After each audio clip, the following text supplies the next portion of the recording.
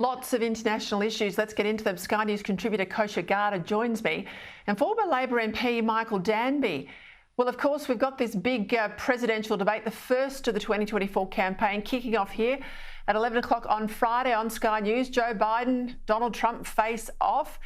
But it's not like any other debate we've seen. This one is hosted by CNN, but the rules are very different. There'll be absolutely no questions.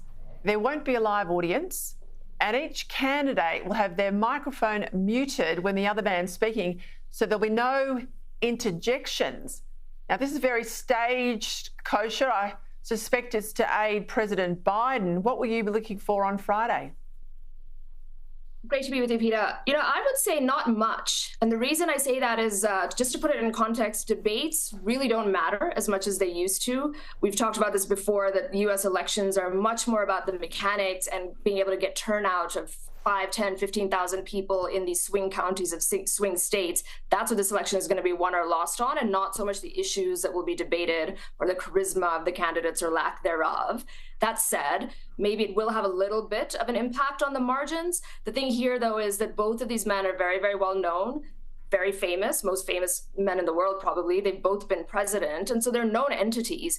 And what I would be looking for is some kind of July surprise. Is there some big revelation or some big gaffe that Joe Biden makes, such as he has in other world stages, that just becomes the headline news?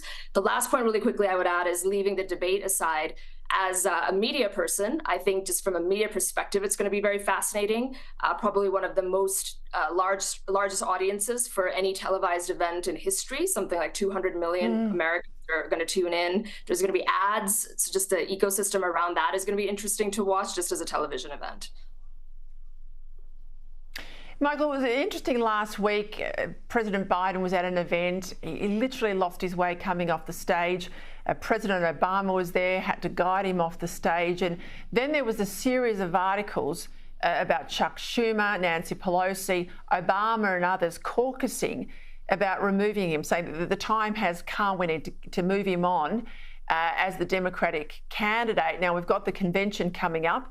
That's about the only point between now and November where you could move the president on. Do you think that's likely to happen?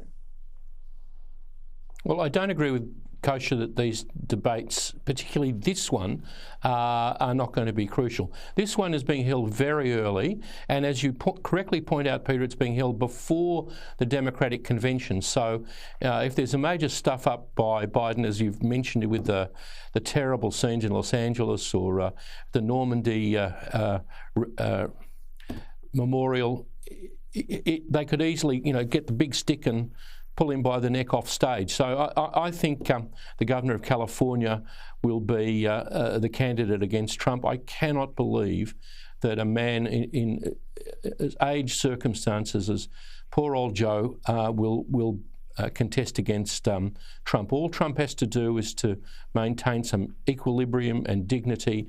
The main thing about this debate, Peter, is that it's 90 minutes. Have you ever seen President Biden stand in the last 4 years for 90 minutes in one place and face consistent questioning? It's going to be terribly difficult for a man. It's not a matter of age, but there are some people of that age who are just simply not up to it, and it's cruel to him. This Tory election betting scandal is huge in the UK. It's getting worse. It's ripping all the way through the campaign team now, Kosha. It's about people on the inside, in the know, who put bets on, this is the allegation, who put bets on to say they knew the date of the election. And of course, there was a big spike in bids placed. There's talk it could go as far as front bench ministers. This has been a shocker of a campaign, but this is about as worse as it gets, I reckon. Yeah, talk about an unforced error. They've already been spiraling downwards, the Tories, as we know, coming off the high that they've had in 80 years in 2019 and squandered that. And this is the last thing that they needed to do. And they basically handed a cudgel to both Labor as well as people like the Reform Party and Nigel Farage. All have been mocking them or making fun of them or even, raising more serious allegations about what this means.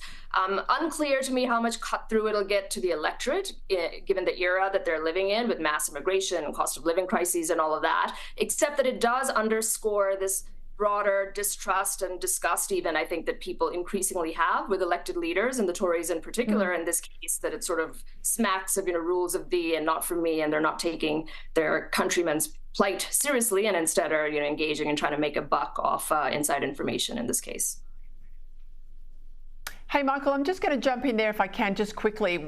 Fatima Payman crossed the floor just a few hours ago in the Senate. The Labor Party has put a statement out from a spokesman saying that there is no mandated sanction in these circumstances.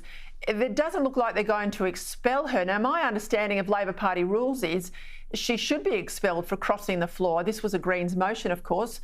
What can you tell us? Well, as you pointed out, she's young, a woman and Muslim, and they won't act because it's not in Albo's DNA. She may get suspended. But I want to go to the ethics of this. How can a young Afghan woman whose family has fled from the Taliban in Afghanistan effectively support the same kind of regime in Gaza, a regime that murdered, raped, kidnapped and tortured hundreds of Israelis? I mean, Fatima Payman, let's look at the issues. It's unethical.